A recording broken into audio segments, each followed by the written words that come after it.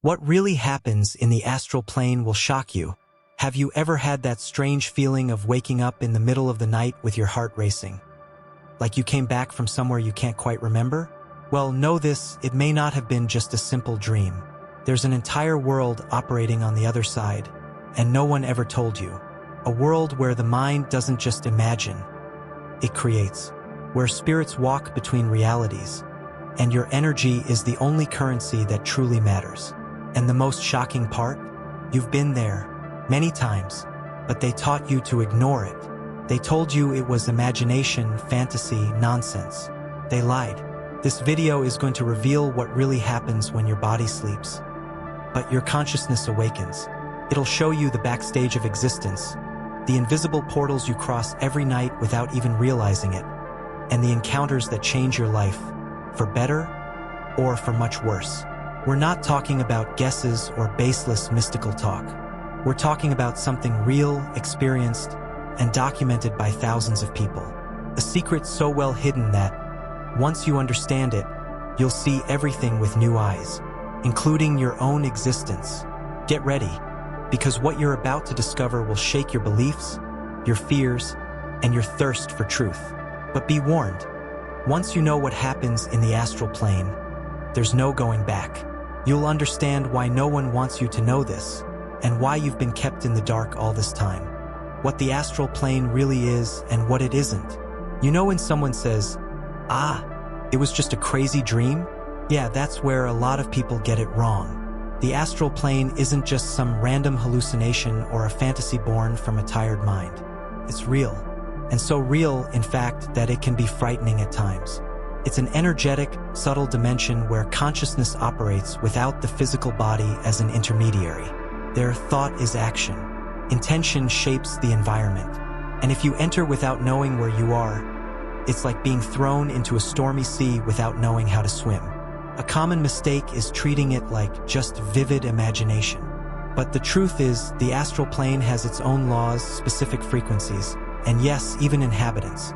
Some people end up there and come back swearing they had a vivid dream, when in fact they just visited another layer of existence. The astral plane is what unfolds when the curtain of matter is pulled back. The energy there pulses differently. You feel it. It's not just about seeing, it's about perceiving. Ever heard someone say they were sleeping and suddenly felt like they were in another place but fully conscious? That's not fantasy.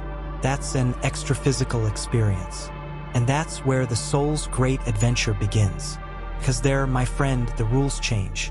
The physical laws dissolve, and the laws of spirit take over.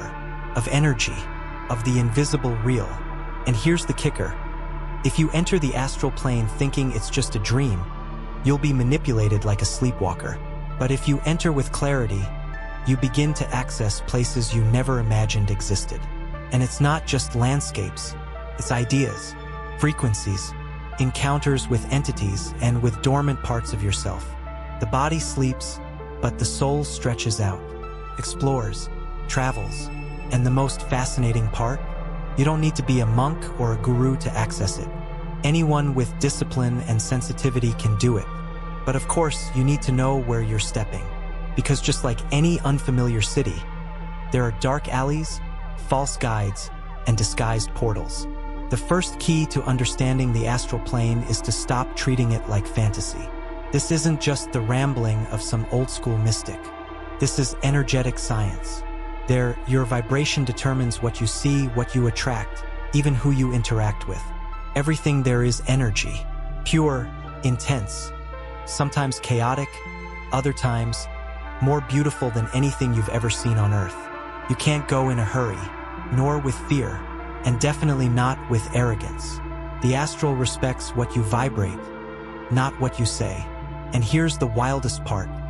The calmer you are, the further you can go. Imagine being in a place where just thinking of a sunset makes it appear before your eyes.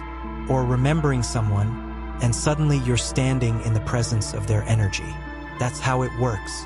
Everything is built with mind and spirit. But that's also how many people get fooled. Because what looks beautiful can sometimes be a well-crafted illusion. That's why it's out-of-body awakening, the separation of the soul. Some people think leaving the body is like gently floating away, smiling like you're in a yogurt commercial. But it's not quite like that. The out-of-body awakening starts with a strange feeling, intense, unlike anything you've ever experienced. You're lying down, your body seems to be asleep, but your mind wakes up with shocking clarity. Then comes a buzzing sound, pressure on your chest, like the air gets heavy. It feels like your heart might explode, but it's not fear of the world. It's your energy starting to vibrate out of its usual state. Anyone who's never felt this thinks they're dying. But those who know what's happening, breathe and let go. This moment is known by many as the vibrational phase. The astral body stirs, trying to separate from the physical body, and it feels like you're inside a speaker with the volume all the way up. Some people hear metallic sounds, others hear voices, pops, or sounds that seem from another world, and they are. This is part of the transition between dimensions. The barrier between the physical and astral planes opens, and with it, your sensitivity skyrockets. The energy around you interferes, and so do nearby spirits. That's why a clean, calm, and energetically protected environment is essential. Watching a horror movie before bed? Terrible idea. Now, what blocks most people at this stage is fear. Fear of letting go. Fear of not coming back. Fear of seeing what you don't want to see. And honestly, it's not without reason. When your body starts to fall asleep and your soul wants to leave, it's like the logic of the world collapses. Everything you thought was normal stops making sense. And suddenly, you understand that there's much more beyond what the eyes can see. But here's the secret. If you surrender with trust, the process flows smoothly. If you resist, everything gets stuck. It's like trying to sleep with a fire alarm going off. That's why practicing deep relaxation and breathing techniques is key. A simple technique that helps a lot is the astral rope, described by Robert Bruce. Imagine a rope hanging from the ceiling and picture yourself climbing it, but only with your astral body. Don't move your physical body. Just think it, feel it, repeat it calmly. At some point, if you're relaxed enough, you'll feel the click of separation. It's like you're in a cocoon, and suddenly you slide out.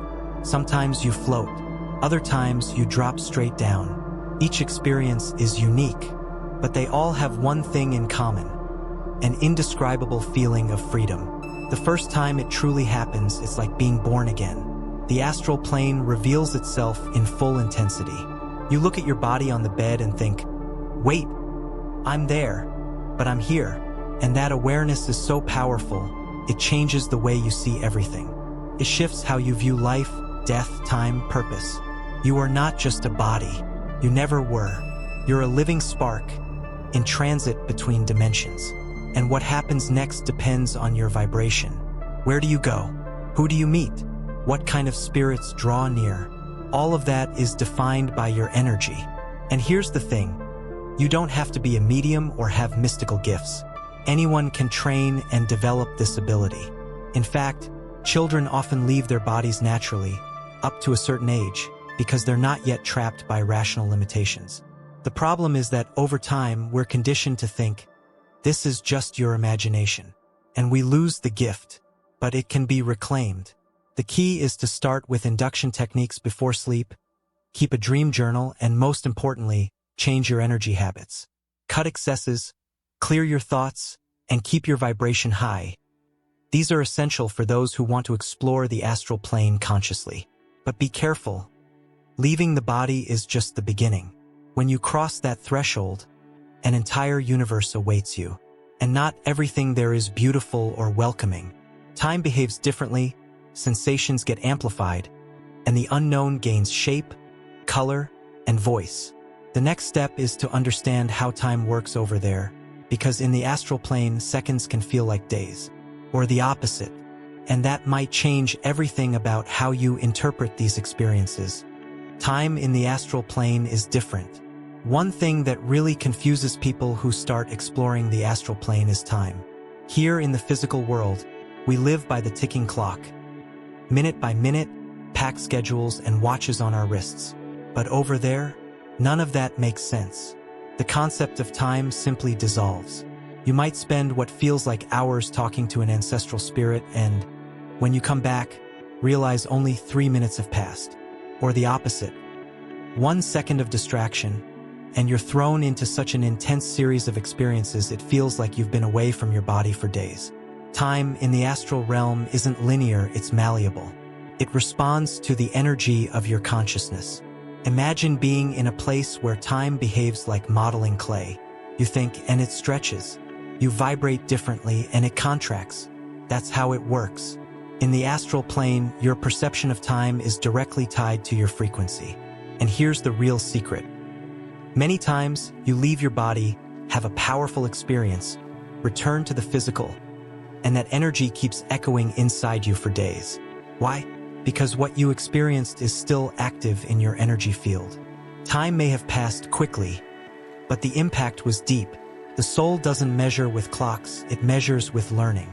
There are documented cases and countless personal stories of people who went through what felt like weeks of intense astral journeys. Visiting other worlds, receiving teachings, facing challenges, and when they woke up, the alarm hadn't even gone off yet. Want a simple example? Have you ever dreamed an entire story with a beginning, middle, and end in a 15-minute nap? Exactly. Now imagine that multiplied by the intensity of the astral plane, where thought creates reality. Time there is more like memory than a calendar. It exists but flows according to your vibration and intention. And this isn't just curious, it's practical. Some people use this temporal difference to their advantage. For example, those who practice deep meditation or conscious projection can go to the astral plane, resolve emotional issues, understand patterns, access content from the subconscious, all within a short period of physical time. What might take you months here can be absorbed in minutes there if you're lucid. It's like placing your consciousness in a particle accelerator. But of course, the challenge is staying focused, because the astral plane is fluid, and if you don't know where you want to go, you'll just be swept by the current. That's also why many near-death experiences report the same thing. I saw my whole life flash before my eyes. But that wasn't just imagination. It was an astral access to your personal timeline, condensed into seconds. That shows how time, outside the body, doesn't follow the same rules. It bends, compresses, expands. A spiritual guide might show you past, present, or even future events, not because they're predicting, but because in the astral plane, time can be seen like a web, not a straight line. It's all about energy, perception, and intention. So here comes the big question. How do you use this to evolve? Simple. Start treating time as something that also vibrates. Before sleeping, set a purpose for your journey. Don't enter disconnected. If you want to understand something about your past, ask clearly. If you seek answers, be open to receiving them without rushing. Astral time will guide you. It's like stepping into a dimensional elevator. You choose the floor. But be careful. Going in unprepared can make you lose all sense of direction and wake up confused, or even forget everything you saw. That's why, when you wake up, always write it down. Now, if time works so differently over there, imagine that what you encounter also doesn't follow the same logic as here. Some things appear as light but hide shadow, and others disguise themselves as good just to throw you off your path. Yes, we're talking about entities, and the next step is to understand who or what you might encounter in this invisible territory. The entities you didn't expect to find. In the beginning, most people think they'll find angels playing harps and guides smiling like Zen masters. But let me tell you something. The astral plane is not a spiritual spa. It's vast, complex, layered. And the closer you are to the energetic crust of the earth, the denser the presences become. The first thing you notice is that there are spirits there who haven't evolved. They're not evil in a cartoonish way. They're confused, lost. Some still trapped in old pains, addictions, unresolved desires. And if your energy is out of harmony, well, you become a beacon for that kind of company. The biggest trap of the astral plane is that not everything is what it seems. I've read accounts of people who swore they were talking to a spiritual mentor, only to find out later it was just a disguised entity, slowly feeding off their energy. How does that happen? Easy. They read your field, sense your weaknesses, and mold themselves into what you want to see. If you crave answers, they appear as wise beings. If you seek comfort, they show up as loved ones. But don't be fooled. It's like a scammer imitating the voice of someone you love. Their goal isn't to guide you, it's to drain you, to manipulate you, to keep you asleep while you think you're awake. These lower astral entities feed off dense emotions: fear, anger, guilt, insecurity. And how do they get that?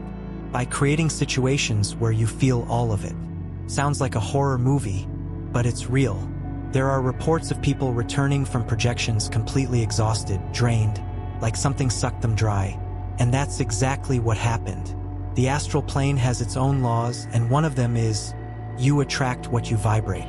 If you go in unprepared, with an open field and a restless mind, you might end up in the lower zones, surrounded by beings that couldn't care less about your spiritual growth. What they want is your energy. And the worst part? Many of these spirits are convincing. They speak the spiritual language, use the right phrases, and have a serene appearance. But if you look closely, you'll sense something off, like staring into someone's eyes and seeing a void behind the smile. That's why lucidity is your best armor. Whenever you encounter a presence, ask yourself, is this expanding my consciousness or just trying to convince me? The difference is subtle but critical. True mentors don't command, don't demand, and don't manipulate. They suggest, they support, they respect your free will. Here's a valuable tip to protect yourself on this kind of journey. Raise your vibration before sleeping. Meditation, sincere prayers, not memorized ones, mantras, gratitude. All of that lifts your field. Another powerful practice. Keep a glass of water by your bed, ask for protection, and visualize a golden light enveloping your body. This isn't an empty ritual, it's alignment, because energy responds to intention. And if your intention is clear and elevated, the portals that open will lead you to the higher zones of the astral plane, where the real guides are, not spiritual imposters wearing pretty masks. It's also important to understand that not every sick spirit is out to harm you. Some are stuck in their own suffering, repeating patterns from their earthly life. Sometimes you might even be able to help, but only if you're strong enough. If you can't yet handle your own emotions, don't jump into astral rescues. It's like trying to save someone from drowning when you can't swim. The astral plane demands responsibility, and part of that is knowing who to connect with and who to avoid. Your heart can feel it, but your discernment must follow. And we haven't even gotten to the traps these consciousnesses create. Because if there's one thing the astral knows how to do well, it's stage the perfect scene to deceive you. Beautiful places, sweet voices, intense sensations. All of it can be bait. And if you don't know what you're doing, you'll get caught in a lie so well crafted, you won't even realize you've been ensnared. It's time we talk about these traps and reveal how they work from the inside out. The traps of illusion. Now the conversation gets even more serious. In the astral plane, not everything is direct deception. Sometimes it's more subtle. These are real traps of illusion, scenarios carefully crafted by cunning entities, or even by projections of your own subconscious, designed to keep you stuck in cycles. And the worst part? Sometimes they even feel pleasant. You know that beautiful place where everything seems like harmony and exaggerated happiness? Where a voice tells you that you're special, the chosen one, and that you must keep coming back there to receive instructions. Well, it might just be an astral bait. The energy might feel good at first, but over time you'll sense something's off. These illusions can take the form of loved ones, enchanting places, or even mentors who always say what you want to hear. The problem is, the more attached you become to these experiences, the harder it is to leave. It's like a good dream you don't want to wake up from, but deep down, it's draining you. The astral plane has this power to build tailor-made realities to keep you there, distracted, harmless. And the more your consciousness engages with the illusion, the further you drift from true awakening. It's like watching a play and believing it's real life.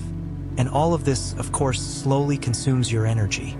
Some people go through recurring experiences with intense light, perfect cities, golden halls, but they never move forward. They never learn anything new, never face a challenge. They just repeat, repeat, repeat. And why does that happen? Because they're trapped in an artificial zone designed to appear elevated. But in practice, it's an emotional prison. These are traps created to neutralize your growth. And keep in mind, it's not just entities doing this. Sometimes it's your own mind, afraid to face the unknown, that creates these comfortable illusions. And as always, in the astral, what matters is your energy. It determines whether you'll see what's real or just stage scenery. Want to know if you're falling into a trap? Ask yourself if that astral experience is bringing expansion or dependence. If you feel like you always need to go back there to feel good, something might be wrong. True mentors promote autonomy, not spiritual addiction. If the entity you encounter says only it can guide you, run. Real wisdom sets you free. But in the astral, just like in life, there are plenty of fake gurus. Plenty of spirits with sweet speeches but shady intentions. That's why self-analysis and constant questioning are your best defenses. One powerful practice is to make it a habit to ask yourself during the experience, is this empowering me or trapping me? And more, when you wake up, write everything down. Ask questions about what you saw. The astral plane respects investigative awareness. If you seek the truth, it will show itself. But if you accept everything with closed eyes, you become a puppet. Another common trap is the familiar spirit. Entities that take the appearance of someone you love just to emotionally manipulate you.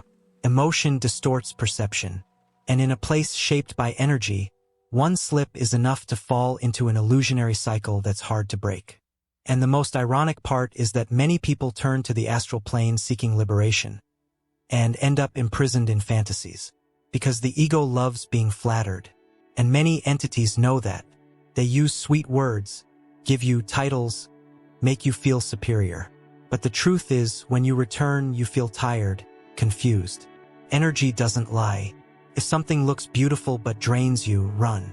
If it sounds wise but doesn't make you clearer, question it. If it promises power but demands devotion, walk away. The astral is a place for learning, not a spiritual amusement park. And do you think that's all? Not even close. These traps are part of a greater scheme, because deep down, there's a real war happening in that invisible territory. A silent battle for energetic control, for influence over human consciousness. And in the next section, you'll understand that none of this is by chance. There are forces fighting for your awakening, and others trying to keep you asleep. And they are much closer than you think. The true invisible spiritual war. There is a war happening right now, and it's not on the physical plane. It unfolds in a subtler realm, yet one far more influential. This war isn't fought with tanks, bombs, or armed soldiers, but with frequencies, thoughts, and energy manipulation. It happens every day, in the silence of the astral plane. On one side, awakened spirits, elevated beings, and conscious souls working for human awakening. On the other, entities that strive to maintain control, and sadly, they have the unconscious collaboration of millions. The battlefield? Your mind, your heart, your vibration. Have you ever felt emotionally drained for no clear reason? Had a day where everything seemed to work against your peace? That's not always just bad luck. Many times, these are subtle interferences coming from the astral realm, designed specifically to destabilize your field. Because when you're out of balance, your energy becomes vulnerable. And where there's a crack, there's influence. The goal of these forces isn't to possess you in a Hollywood-style horror. No, it's far more subtle and effective, to keep you locked in low-frequency patterns, to keep you distracted, tired, confused, and in doing so, steer you away from your path of awakening. The forces behind this war are intelligent, far more than we imagine. They study your energy, detect your weak spots, and play dirty. They send thoughts that seem like your own, emotions without a clear origin, and even obsessing spirits disguised as helpful guides. And the worst part? They work best when you believe it's all just in your head. That's why the astral plane is the key territory of this war. Because there, without the filter of the physical body, consciousness shows itself as it truly is. Battles happen directly, though not always visibly. Often, they unfold silently, in the backstage of the soul. But not everything is darkness, of course. There is indeed an army of light working tirelessly for you. Mentors, guardians, elevated spirits who often prevent attacks, close portals, and cleanse negative energies before you're even aware of it. But they can only act as far as you allow. Free will is the ultimate universal law. And if you vibrate in low frequencies, guilt, anger, hatred, arrogance, you become accessible to opposing forces, not as punishment, but through resonance. So the real question is, which side are you aligning with? What you consume, think, feel, share. It all matters. Spiritual warfare isn't about religion, dogma, or specific beliefs. It's about awareness. It's about your ability to stay lucid even when everything around you is trying to lull you to sleep. It's about realizing that yes, there is a broadcast happening at all times, and part of it comes from invisible dimensions. Films, music, behaviors that seem normal, but which reprogram your energy to vibrate in fear, competition, dependency. And you know what happens when you begin to wake up? You become a target, but you also become light. And light, my friend, disturbs those who live in shadow. Now here's something powerful. You don't need fear. You need awareness. You need to learn to take care of your vibration the same way you care for your health. Want an effective practice? Before you sleep, visualize a shield of light surrounding your body. Ask for protection sincerely and elevate your frequency with something that connects you to the sacred. It could be music, a mantra, or conscious breathing. This isn't mysticism. It's energetic armor. Because in the astral plane, your lucidity is your sword, and your vibration, your shield. With that, you can step into this war not as a victim, but as a soldier of awakening.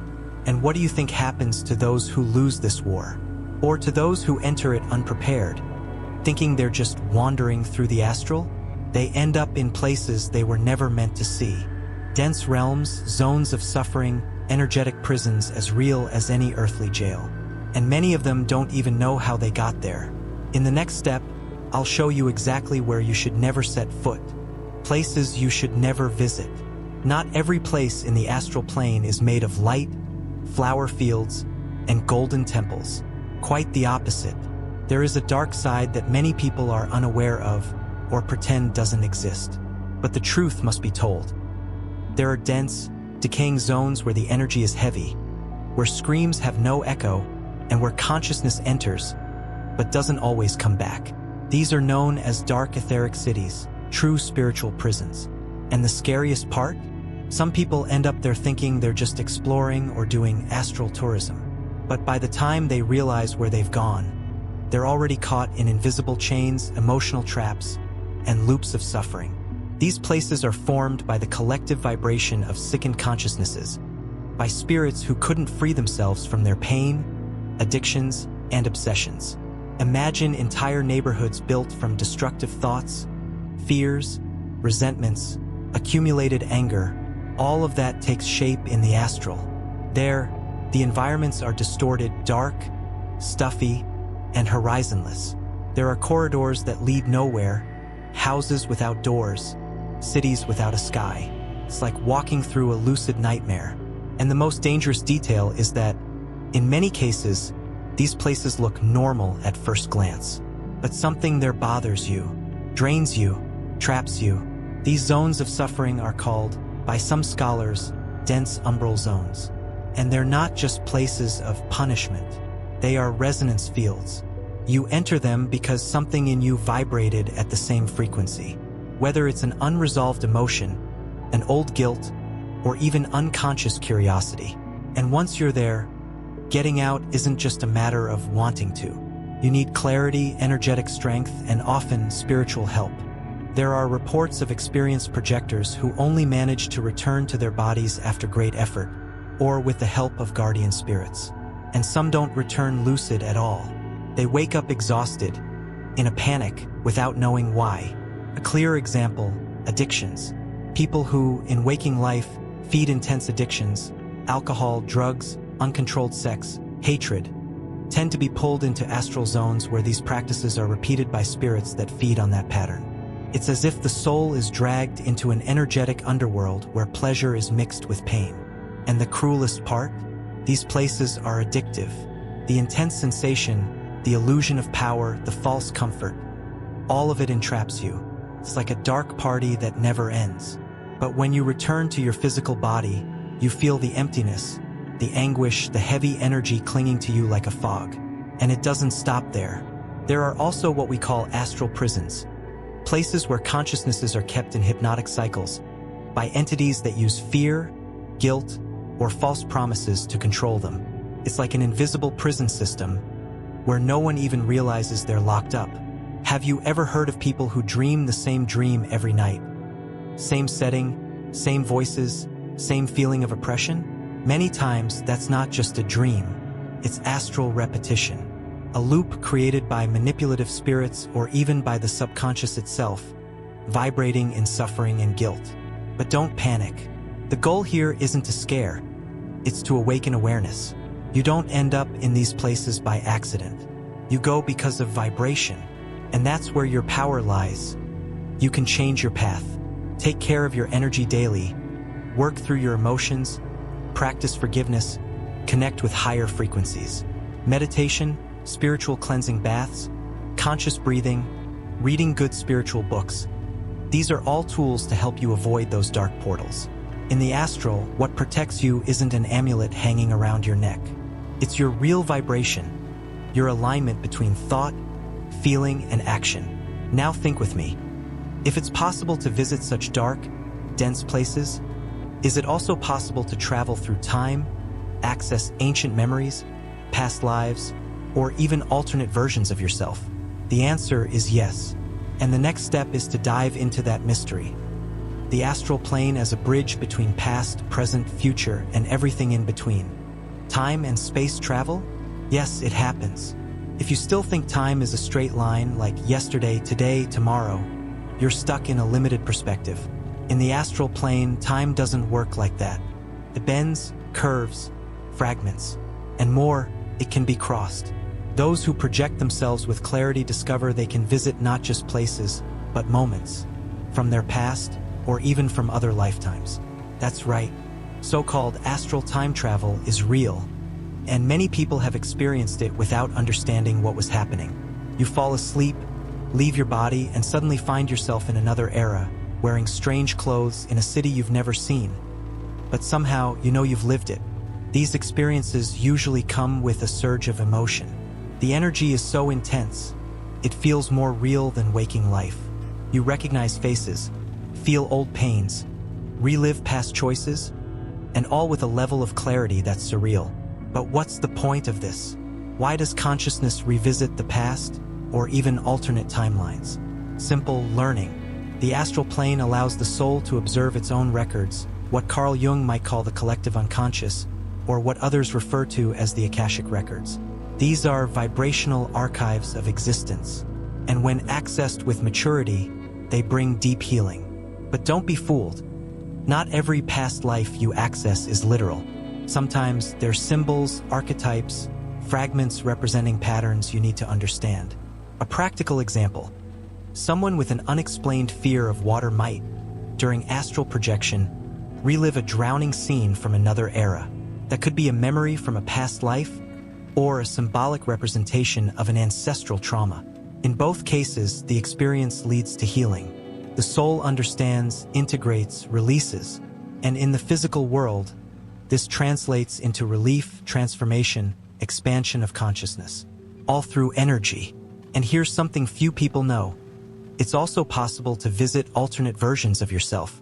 Yes, those possibilities that were left on hold.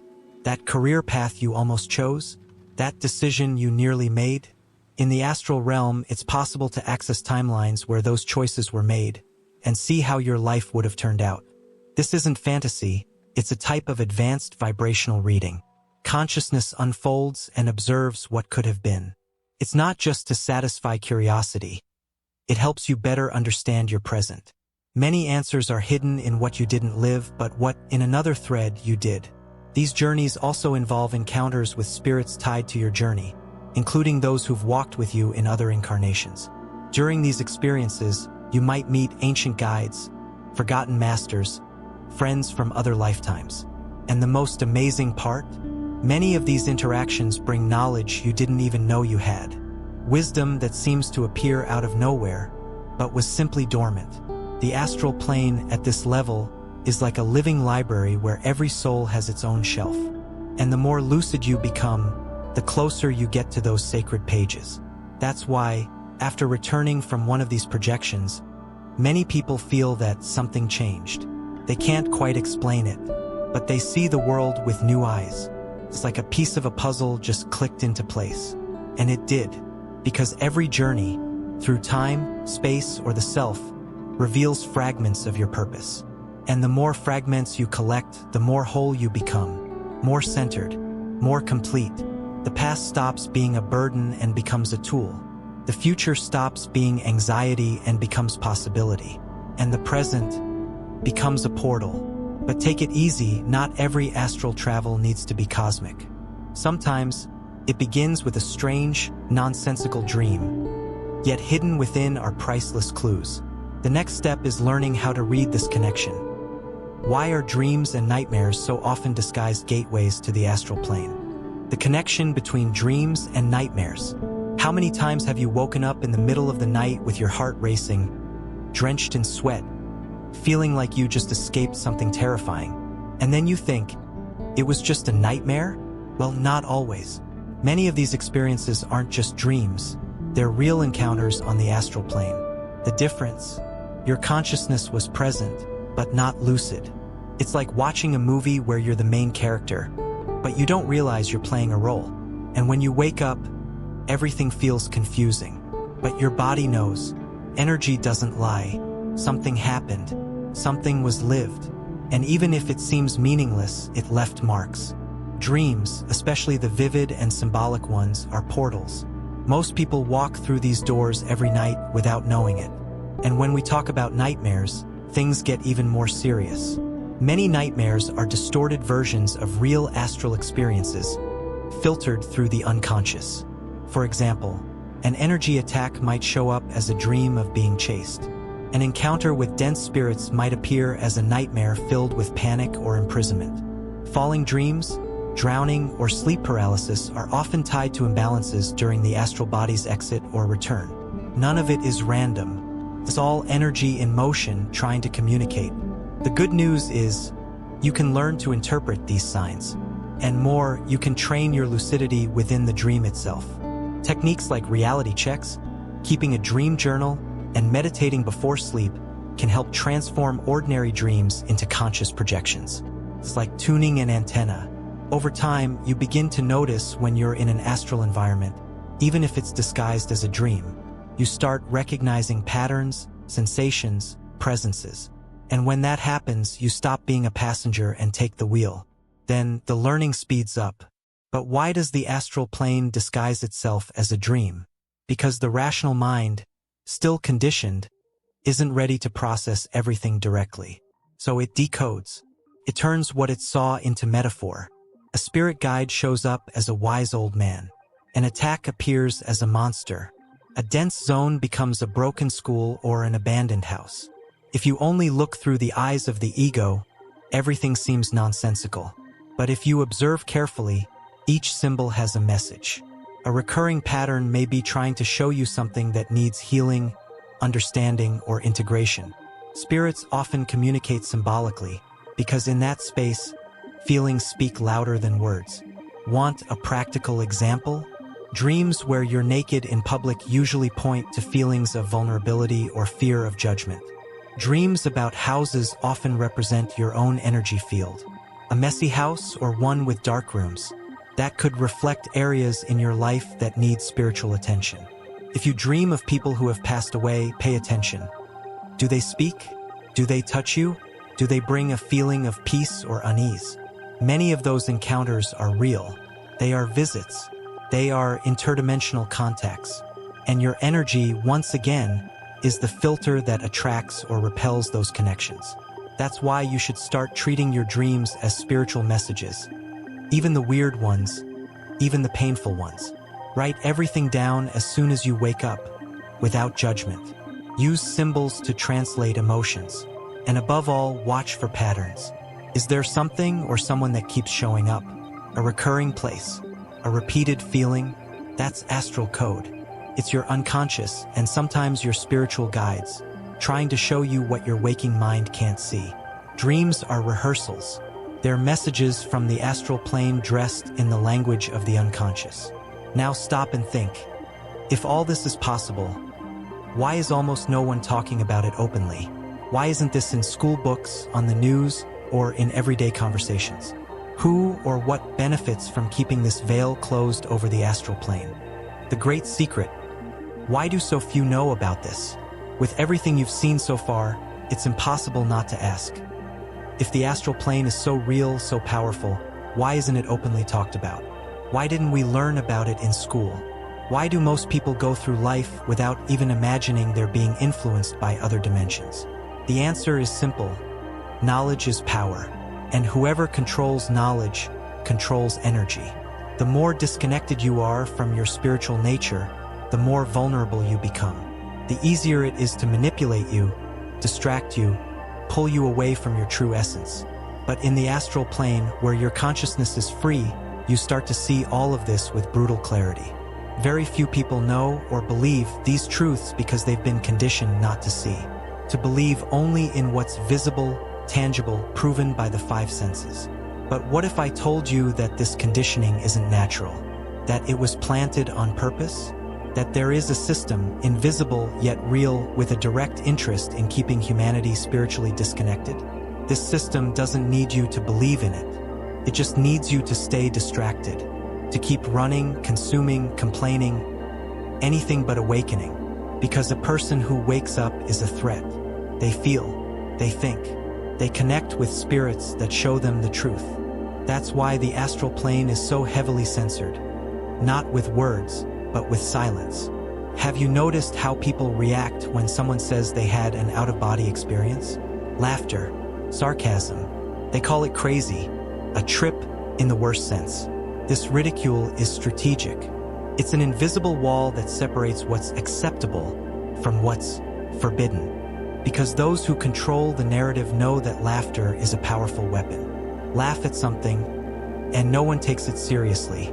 Just like that, the truth is ridiculed before it's even heard. And millions remain asleep, never exploring their own energy, never talking to the spirits who have been with them since birth. But there's something even more disturbing. The astral plane isn't just a spiritual realm. It's a mirror of humanity. Everything repressed here takes form. Desires, fears, collective traumas, lies. All of it becomes visible. And that's exactly why it's dangerous to the system. Because a lucid soul, when it accesses that plane, sees the game behind the game. It sees the energetic manipulation. It sees the invisible contracts. It sees the bonds that keep people tied to beliefs that aren't even theirs. And once you see, you can't unsee. You can't go back to being blind. And that's when the awakening becomes irreversible. That's also why many ancient masters, from different traditions, always left teachings about subtle planes, but in codes, metaphors, parables, symbols. It wasn't ego or mystery for the sake of it. It was protection. Because this truth, when revealed directly, has always been persecuted. From the Inquisition to modern times, access to this knowledge has always bothered those in power. Because someone who masters their own energy field depends on nothing external. And a spiritually strong person is free. And someone who is free cannot be easily controlled. But look, you're here now, reading this, feeling it, connecting the dots. And that already puts you in a different group. You've already crossed the point of no return. From this moment on, the veil is lifted. Now it's up to you to decide what to do with this new perspective. Will you ignore it and pretend nothing happened? Or will you take command of your energetic journey? Will you keep dreaming as before? Or will you begin to explore the astral plane with consciousness and clarity? After all this, tell me one thing, and be honest. Do you still believe that everything you lived through in your strangest dreams was just all in your head? Or are you starting to realize, with this new perspective, that something much greater is happening behind the scenes of reality? The astral plane is right here, pulsing, alive, waiting to be explored consciously. And the big question is, what are you going to do with this knowledge? Are you going to put it off like most people? Or are you going to start today, taking care of your energy, paying attention to your dreams, and seeking connection with the spirits that truly want to guide you. Because listen, awakening doesn't wait. You either choose or you'll be chosen by the circumstances. And before you go, here's a direct invitation. If this video opened your mind or stirred something inside you, subscribe to the channel right now. Turn on the bell, because what's coming next will dive even deeper into the unseen. And if you want more content like this, drop a comment below. Have you ever had an out-of-body experience? Have you ever felt like you were somewhere else while you were sleeping? Let's open up this space for sharing, because here, the truth doesn't hide.